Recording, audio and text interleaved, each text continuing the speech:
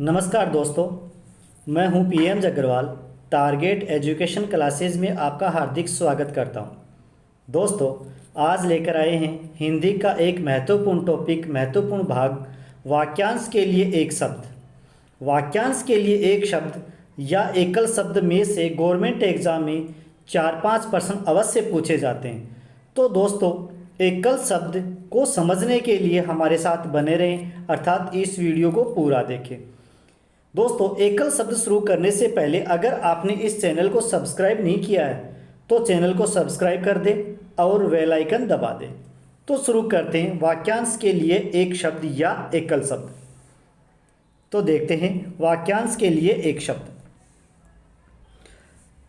कभी कभी हम बोलते समय या लिखते समय पूरे वाक्य के स्थान पर एक शब्द से ही काम चला लेते हैं या एक शब्द से ही काम चलाना चाहते हैं। ऐसे स्थानों पर हम वाक्यों के लिए एक शब्द का प्रयोग करते हैं। वाक्यांश के लिए एक शब्द का प्रयोग हम अपनी भाषा को सुंदर और संक्षिप्त करने के लिए करते हैं। दोस्तों, परीक्षा में ऐसा प्रश्न पूछा जाता है कि वाक्यांशों के लिए एक शब्द की उपयोगिता क्या है या उपयोग क्या है। तो हम वाक्यांश के लिए एक शब्द की उपयोगिता, वाक्य को संक्षिप्त कर यानी वाक्य को छोटा कर एक शब्द में ही वाक्य का पूरा भावार्थ अगले को समझाना चाहते हैं। छोटे से वाक्य में एक शब्द में ही पूरी पंक्ति का भावार्थ दूसरे को समझाने के लिए हम जिस शब्द का प्रयोग करते हैं उसे वाक्यांश के लिए एक शब्द या एकल शब्द कहते हैं। जैसे उदाहरण के तौर पर समझते हैं, किसी संस्था के 50 वर्ष पूरे करने के उपलक्ष्य में होने वाला उत्सव। जब हम इतना बड़ा वाक्य बोलें कि इस किसी संस्था के 50 वर्ष पूरे हो चुके हैं, 50 वर्ष पूरे होने की खुशी में या उपलक्ष्य में हम एक उत्सव मना रहे हैं, तो यह वाक्य बोलने में बहुत बड़ा बनेगा। तो इसको हम छोटा सा एक शब्द में समझाने की कोशिश करते हैं या समझाना चाहते हैं। उस वाक्य को कहते हैं स्वर्ण जयंती। और स्वर्ण जयंती को बोलते ही अगला पूरा अर्थ समझ जाता है कि इस संस्था को 50 वर्ष पूरे हो गए और इस खुशी में यहाँ पर उत्सव मनाया जा रहा है। तो किसी संस्था के 50 वर्ष पूरे करने के उपलक्ष्य में होने वाला उत्सव, उसका एकल शब्द होगा स्वर्ण जयंती। दोस्तों, ये परीक्षा में पूछा भी जा चुका है। अगला है हवन में जलाने वाली लकड़ी, यानी हवन में जलाने वाली लकड़ी को हम एकल शब्द के रूप में कहते हैं संविदा। क्या कहते हैं? संविदा। तो अब शुरू करते हैं एकल शब्द। और ऐसे एकल शब्द जो गवर्नमेंट एग्जाम में इन्हीं एकल शब्दों में से पूछे गए हैं और इन्हीं में से बार बार पूछते हैं। तो आप इस वीडियो को पूरा देखें, हमारे साथ बने रहें। तो इस एकल शब्द में से कोई ऐसा क्वेश्चन नहीं हो जो आपसे छूट जाए, उसे बहुत आराम से समझना और याद करने की कोशिश करना। तो देखते हैं पहला है बाल्यावस्था और युवावस्था के बीच की अवस्था। बाल्यावस्था और युवावस्था के बीच की अवस्था को एकल शब्द के रूप में उसे क्या कहते हैं? उसे कहते हैं किशोर अवस्था। क्या कहते हैं? किशोरावस्था। दूसरा, जो बात पूर्व काल से लोगों से सुनकर प्रचलित की हो या प्रचलित हो उसे कहते हैं किंवदंती। अगला है वृक्ष, लता आदि से ढका स्थान, उसको कहते हैं कुंज। किए गए उपकार को मानने वाला कृतज्ञ, किए गए उपकार को न मानने वाला कृतघ्न। जो धन को अत्यधिक कंजूसी खर्च करता हो, यानी ऐसा व्यक्ति जो धन खर्चने में कंजूसी करता हो, उसे हिंदी में एकल शब्द के रूप में कर्पण कहते हैं। क्या कहते हैं? कर्पण। और ये गवर्नमेंट एग्जाम में पूछा भी जा चुका है। अगला है जहां धरती और आकाश मिलते हुए दिखाई दे। जहां धरती और आकाश मिलते हुए दिखाई दे, इस वाक्य को इस रूप में भी पूछ सकते हैं कि दृष्टि का अंतिम पड़ाव, यानी हमारी जो दृष्टि है वह अंतिम पड़ाव के रूप में क्या देखती है, उसको कहते हैं क्षितिज। सुंदर और बड़े बालों वाली स्त्री, उसका एकल शब्द है केशिनी। आकाशीय पिंडों का विवेचन करने वाला खगोल शास्त्री। दोस्तों, इस वीडियो में अधिकतर गवर्नमेंट एग्जाम में पूछे गए प्रश्न है और बार बार इन्हीं में से पूछे जाते हैं, तो इस वीडियो को पूरा देखकर समझें। अगला है संध्या काल, जब गाय चरकर घर लौटती है। संध्या काल के समय जब गाय चरकर वापस अपने घर को लौटती है उस समय को क्या कहते हैं? उसको कहते हैं गोधूली, और उस समय को कहते हैं गोधूली बेला। वह कृति जिसे गद्य और पद्य दोनों हो, यानी ऐसी रचना, ऐसी कृति जिसमें पद्य भाग और गद्य भाग दोनों हो, उसको कहते हैं चंपू। जिसके चूड़ा यानी बालों में चंद्रमा है, उसे कहते हैं चंद्रचूड़। अगला है जिसके पाणी यानी हाथ में चक्र यानी सुदर्शन हो, उसे कहते हैं चक्रपाणी। अगला है दूसरों के केवल दोषों को खोजने वाला, दोषों को, कमियों को खोजने वाला, उसको कहते हैं छिद्रान्वेषी, छिद्रावेशी। जो जन्म से अंधा हो, जन्मांध, पेट की अग्नि अर्थात पेट की भूख, उसे कहते हैं जठराग्नि। अगला है एकल शब्द के रूप में जानने की इच्छा रखने वाला, उसे कहते हैं जिज्ञासु। जो जानने की इच्छा रखता हो उसे कहते हैं जिज्ञासु। तो दोस्तों ये भी परीक्षा में 3-4 बार पूछा जा चुका है। अगला है स्त्रियों द्वारा अपनी इज्जत बचाने के लिए किया गया सामूहिक अग्नि प्रवेश, यानी थोड़े समय पहले हमारे हिंदू धर्म में क्या होता था कि स्त्रियां अपनी इज्जत बचाने के लिए अग्नि में कूद जाती थी। तो इतने बड़े वाक्य का एकल शब्द होगा जोहर, यानी अग्नि जोहर कर जाती थी। तो स्त्रियों द्वारा अपनी इज्जत बचाने के लिए किया गया सामूहिक अग्नि प्रवेश, उसको कहते हैं जोहर। अगला है जीवन जीने की इच्छा, जिजीविषा। चारों ओर जल से घिरा हुआ भूभाग, यानी ऐसा स्थान, ऐसी पृथ्वी जिसके चारों ओर पानी पानी हो, तो उसे कहते हैं टापू। ये भी एग्जाम में पूछा जा चुका है।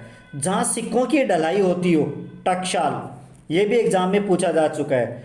जिसमें बाण रखे जाते हो, उसे कहते हैं तरकश। तैर कर पार होने की इच्छा रखने वाला, तैर कर पार होने की इच्छा रखने वाला, दोस्तों ये बहुत इंपॉर्टेंट है, एग्जाम में पूछा भी जा चुका है, उसे कहते हैं तितृषु। वह पुत्र जिसे गोद लिया गया हो, ददक। 2 बार जन्म लेने वाला, द्विज। दोस्तों ये ऐसे हैं जो बार बार एग्जाम में पूछे गए हैं। अगला है मछली मारकर या मछली बेचकर आजीविका चलाने वाला, उसको क्या कहते हैं? उसको कहते हैं धीवर। ये दोस्तों बहुत ही इंपॉर्टेंट है। धीवर शब्द किसके लिए काम में लिया जाता है? इसे उल्टा भी पूछ सकते हैं कि धीवर शब्द किस वाक्य के लिए काम में लिया जाता है? तो मछली मारकर या मछली बेचकर जो आजीविका चलाता है उसे धीवर कहते हैं। अगला है गाय को दूहते समय बछड़े का गला बांधने की रस्सी। गाय को दूहते समय बछड़े का गला बांधने की रस्सी जो गाय के पैर से बांधी जाती है उसे नवी कहते हैं। ये दोस्तों बहुत ही इंपॉर्टेंट है। रात में विचरण करने वाला, निशाचर। जो मांस नहीं खाता हो, निरामिष। रंगमंच के पर्दे के पीछे का स्थान, जो रंगमंच जो जहाँ नाटक होता है उसके पर्दे के पीछे का जो स्थान होता है उसे कहते हैं नेपथ्य। दोस्तों ये इंपॉर्टेंट है। जिसका विवाह अभी हुआ हो, ऐसी स्त्री, ऐसी लड़की जिसका विवाह अभी हुआ हो उसे कहते हैं नवोडा। अगला है जिस पर किसी प्रकार का अंकुश, नियंत्रण न हो उसे कहते हैं निरंकुश। सत, रज, तम गुण से परे हो, यानी किसी भी, यानी सत्य, रज, तम गुण से परे हो उसे कहते हैं निर्गुण। ये एग्जाम में पूछा हुआ दोस्तों, और अब की बार भी पटवारी है, पुलिस है, इनके लिए बहुत ही इंपॉर्टेंट है ये। रोगी को दिया जाने वाला भोजन, पथ्य। पति के द्वारा छोड़ दी गई स्त्री, परित्यक्ता। सूर्यास्त के पश्चात किंतु यात्री से पूर्व का समय, सूर्यास्त के बाद का परंतु रात के पहले का यानी बीच का समय उसे कहते हैं प्रदोष। ये दोस्तों बहुत ही इंपॉर्टेंट है। सूर्यास्त के पश्चात किंतु यात्री से पहले यानी पूर्व का समय होता है प्रदोष। ज्ञान रूपी नेत्रों से देखने वाला, प्रज्ञाचक्षु। हाथ से लिखी हुई प्रति, पांडुलिपि। आगे है समुद्र में लगने वाली आग, समुद्र में लगने वाली आग, बड़वानल। सूर्योदय से पहले 2 घड़ी तक का समय, सूर्योदय होता है उससे पहले 2 घड़ी का, 2 पल का जो समय होता है उसे कहते हैं ब्रह्म मुहूर्त। रात का भोजन, बयालु। बहुत सी भाषाएं जानने वाला, बहुभाषाविद। औषधियों का जानकार, भेषज। भूगोल से संबंधित, यानी भूगोल से संबंधित जो भी कोई बात हो, वाक्य हो, उसे भौगोलिक। सर्दी में होने वाली वर्षा उसे मावठ भी कहते हैं और मावठ भी कहते हैं। दोस्तों ये ऐसे प्रश्न जो परीक्षा में आए हुए हैं और अब की बार भी एग्जाम में बहुत ही इंपॉर्टेंट हैं। इनसे बाहर कोई भी प्रश्न गवर्नमेंट एग्जाम में नहीं पूछे जाते हैं। ये बहुत ही सोच समझ कर आपके लिए चुने गए हैं गवर्नमेंट एग्जाम की तैयारी के लिए। आगे है हाथी को हाँकने वाला, यानी हाथी को जो हाँकता है, ऐसा व्यक्ति जो हाथी को हाँकता है उसे कहते हैं महावर। जिसकी आंखें मकर यानी मछली जैसी हो, जिसकी आंखें मछली के समान हो, मछली जैसी हो, उसे कहते हैं मकराक्ष। मीठी वाणी बोलने वाला मृदुभाषी। कमल की डंडी मृणाल, ये दोस्तों बहुत इंपॉर्टेंट है, कमल की डंडी मृणाल। जिसे मोक्ष की कामना हो मुमुक्ष। मर जाने की इच्छा मुमूर्षा। रंगमंच का पर्दा यवनिका। दोस्तों रंगमंच का जो पर्दा होता है, यानी रंगमंच नाटक शुरू होने से पहले जो पर्दा गिरा होता है, रंगमंच नाटक शुरू होता है उस समय पर्दा उठता है, उसको बोलते हैं यवनिका, उसे बोलते हैं यवनिका। दोस्तों ये बहुत ही इंपॉर्टेंट है इस वीडियो में। आगे है घूम घूम कर जीवन बिताने वाला यायावर, ये भी दोस्तों इंपॉर्टेंट है। बचपन और यौवन के मध्य की वय यानी उम्र, बचपन और यौवन के मध्य की उम्र होती है उसे कहते हैं वयसंधि। अधिक बोलने वाला वाचाल। जिसका वाणी पर पूर्ण अधिकार हो वाचस्पति। वह स्त्री जो पढ़ी लिखी व ज्ञानी हो, वह स्त्री जो पढ़ी लिखी व ज्ञानी हो उसे विदुषी कहते हैं दोस्तों। और जो वह पुरुष जो पढ़ा लिखा और वह ज्ञानी हो उसे क्या कहते हैं, विद्वान कहते हैं दोस्तों। कन्या जिसका विवाह करने का वचन दे दिया हो, ऐसी कन्या जिसका विवाह करने का वचन दे दिया गया हो वाग्दत्ता, ये भी इंपॉर्टेंट है दोस्तों। पति का या पत्नी का पिता श्वशुर। अगला है पति या पत्नी की माता अर्थात सास श्वश्रु। 700 छंदों का समूह है, 700 पदों या छंदों का समूह है सतसई। ये भी दोस्तों 3-4 बार एग्जाम में पूछा जा चुका है और पूछा भी जा सकता है। जो एक स्थान से दूसरी जगह न ले जाया जा सके स्थावर। पति या पत्नी का भाई अर्थात शाला, उसे कहते हैं श्वशुर्य। सेना का वह भाग जो पैदल सबसे आगे रहता हो, यानी राजा की जो सेना है जिसमें घोड़े भी हैं, हाथी भी हैं, पैदल भी है, परंतु पैदल सेना सबसे आगे होती है उसको कहते हैं हरावल। दोस्तों ये परीक्षा में पूछा हुआ है और पूछा भी जा सकता है। हवन से संबंधित सामग्री हवी। जानने की इच्छा जिज्ञासा। अगला है जिंदा रहने की इच्छा जिजीविषा। तैर कर पार जाने की इच्छा तितिर्षा। खाने का इच्छुक बुभुक्षु। मोक्ष की इच्छा रखने वाला मुमुक्षु। हाथी हाँकने का छोटा भाला अंकुश, यानी हाथी हाँकने का जो छोटा भाला होता उसे किस नाम से जानते हैं, अंकुश। जिसे सामान्य किया जा सके अक्षम में। जिसका कोई शत्रु न हो अजात शत्रु। आगे दोस्तों मन की बात जानने वाला अंतर्यामी। फेंक कर चलाए जाने वाला हथियार। दोस्तों हथियार 2 प्रकार के होते हैं, एक तो जो हाथ से फेंक कर चलाए जाते हैं उसे कहते हैं अस्त्र, और दूसरा है जो हाथ में लेकर चलाए जाने वाला हथियार, जैसे हाथ में पकड़ कर चलाए जाने वाला हथियार, जैसे लकड़ी है, तलवार है, भाला है, ये क्या है हाथ में लेकर चलाए जाने वाले हैं, और भाला को फेंक कर भी चलाया जाता है। तो हाथ में लेकर चलाए जाने वाला हथियार है लाठी या लकड़ी या तलवार, इनको कहते हैं शस्त्र। जिसकी गिनती न हो सके अगणिय। जो पहले पढ़ा हुआ न हो अपठित। कमर के नीचे पहना जाने वाला वस्त्र अधोवस्त्र। जिसका वाणी द्वारा वर्णन असंभव हो। जिसका वाणी द्वारा वर्णन करना असंभव हो अनिवर्चनीय। आगे दोस्तों जो इंद्रियों द्वारा जाना न जा सके, यानी इंद्रियों द्वारा जाना न जा सके अगोचर। अंडे से जन्म लेने वाला अंडज आवश्यकता से अधिक बरसात, अतिवृष्टि। दोस्तों यहाँ पर एक दूसरे के नज़दीक है, थोड़ा सा ध्यान देकर समझना कि आवश्यकता से अधिक बरसात हो उसे कहते हैं अतिवृष्टि, और बरसात बिल्कुल ना हो अनावृष्टि। ये दोनों एक दूसरे के विलोम शब्द भी है, ऑपोजिट भी है दोस्तों। और बहुत कम बरसात हो उसे कहते हैं अल्पवृष्टि। बहुत कम बरसात हो उसका एकल शब्द है अल्पवृष्टि। अगला है जिसकी गहराई का पता न चल सके, अथाह। आदेश जो निश्चित अवधि तक लागू हो, अध्यादेश। ये दोस्तों पूछा जा चुका है, एग्जाम में पूछा जा चुका है, पूछा भी जा सकता है। आदेश जो निश्चित अवधि तक लागू उसे अध्यादेश कहते हैं।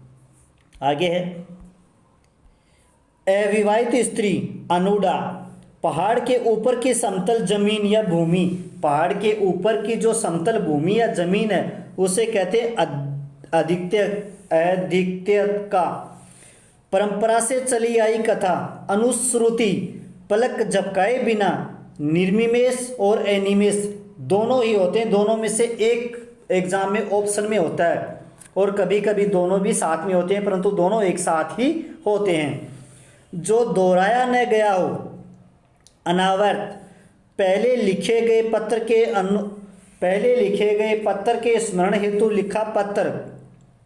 अनुस्मारक। जो धन को व्यर्थ ही खर्च करता है, अपव्ययी। जो आवश्यकता से अधिक धन खर्च करता है उसे क्या कहते हैं, अपव्ययी। आगे दोस्तों, जो कम बोलता है, मितभाषी। जिसके पास कुछ भी ना हो, ऐसा व्यक्ति जिसके पास कुछ भी ना हो उसे कहते हैं अकिंचन।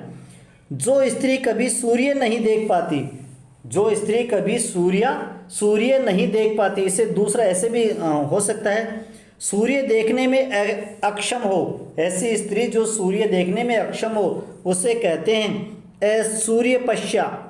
वह स्त्री जिसका पति परदेश से लौटा हो, आगत पति का। अपनी प्रशंसा स्वयं करने वाला, आत्मश्लाघी। शीघ्र प्रसन्न होने वाला, आशुतोष। आत्मा और ईश्वर से संबंध रखने वाला, आत्मा और ईश्वर से संबंध रखने वाला, आध्यात्मिक। जो तत्काल कविता कर सकता हो, आशु कवि। इंद्रियों को वश में रखने वाला, इंद्रियजीत। पर्वत के पास यानी नीचे की तलहटी में जो भूमि है उसे कहते हैं उपत्यका। सूर्योदय की लालिमा या सूर्योदय से पहले का समय, सूर्योदय की लालिमा यानी सूर्योदय होता है उस समय, सूर्य लाल होता है उस समय को क्या कहते हैं, उसे कहते हैं उषा। दोस्तों ये ऐसे हैं जो बार बार एग्जाम में पूछे गए और आगे भी पूछे जाएंगे। ये बहुत ही इंपॉर्टेंट है, थोड़े से हैं, देखने से आराम से याद हो सकते हैं, तो इनको देखें। आगे, कुएं के पास का वह जल कुंड जिसमें पशु पानी पीते हैं, उवारा। दोस्तों ये बहुत इंपॉर्टेंट है। जिस भूमि पर कुछ भी पैदा नहीं होता है उसे कहते हैं ऊसर। दोस्तों ये ऐसे एकल शब्द हैं, वाक्यांश के लिए एकल शब्द हैं जो बार बार परीक्षाओं में पूछे गए और आगे भी इन्हीं में से पूछे जा रहे हैं। जितनी भी एग्जाम लग रही है इन्हीं में से पूछे जा रहे हैं, तो वीडियो को पूरा देखें और पढ़ें। दोस्तों कुछ प्रश्न मैं कमेंट में छोड़ रहा हूं कि आप इनको पढ़ें, इनका उत्तर कमेंट में दें ताकि आपने कितना पढ़ा है, कितना जाना है, ये देखने के लिए। तो पहला प्रश्न है, हर समय दूसरों की कमियां ढूंढने वाला के लिए एक शब्द। हमने पहले वीडियो में भी बताया कि हर समय दूसरों की कमियां ढूंढता है उसे क्या कहते हैं, छिद्रान्वेषी कहते हैं, चुगलखोर कहते हैं, दुष्ट कहते हैं या आलोचक कहते हैं। इन चारों ऑप्शनों में से एक है और उसको आपको कमेंट में बताना है। अगला है, माता पिता का संतान के प्रति प्रेम वाक्यांश के लिए उपयुक्त एकल शब्द है। माता पिता का जो अपनी संतान के प्रति प्रेम होता है उसे किस नाम से पुकारा जाता है? पहले ऑप्शन में ए ऑप्शन में वात्सल्य, दूसरे में श्रृंगार, तीसरे में वात्सल्य, तीसरे में करुणा। तो आप इन चारों में से जो भी सही है उसे कमेंट में लिखें। अगला क्वेश्चन है, किसी के पास रखी हुई दूसरों की वस्तु वाक्य के लिए एक शब्द होगा। ऑप्शन में है धरोहर, ध्रुव, धरणी और धीवर। इनमें से जो भी सही है, इन तीनों चारों प्रश्नों में से जो भी सही है उन्हें कमेंट में लिखें और बताएं। तो दोस्तों ये वीडियो आपको कैसा लगा कमेंट में लिखें, वीडियो को लाइक और ज़्यादा से ज़्यादा शेयर करें। धन्यवाद दोस्तों।